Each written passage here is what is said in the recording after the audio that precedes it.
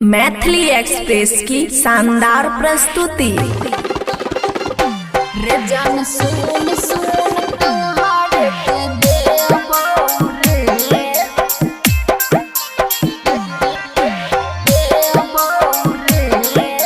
खुशी recording studio बलुआहा। भई गेलै शादी नहीं भूलइबो रे रे भई गेलै शादी नहीं भूलइबो रे रे जान सुन सुन तोहरे के देबो रे रे जान सुन सुन तोरे हम देबो रे मिले हमें ससुरबा तोरा बोलइबो रे हे रे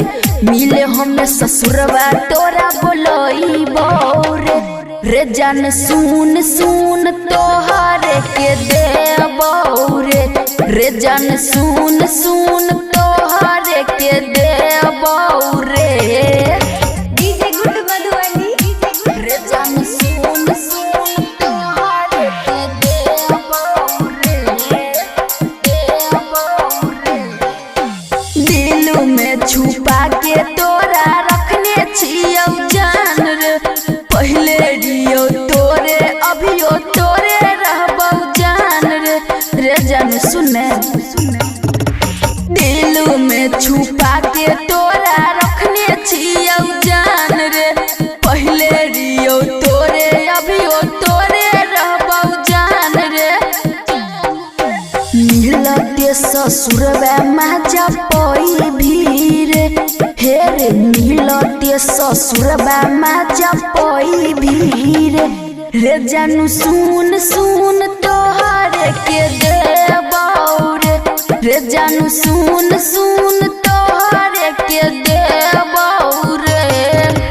डीजे गुड मधुबनी रे जानू सुन सुन तोहरे के देबो रे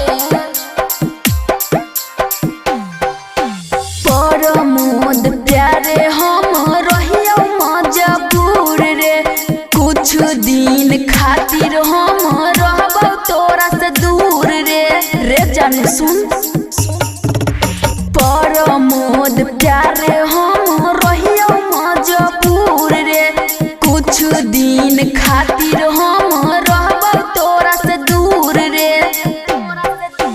कहे छो स्मृति लौटी आइबो रे हे रे कहे छो स्मृति लौटी आइबो रे रे जान सुन सुन सुन तोरे देबो रे रे जान सुन सुन तोरे के देबो रे समझ गई ना।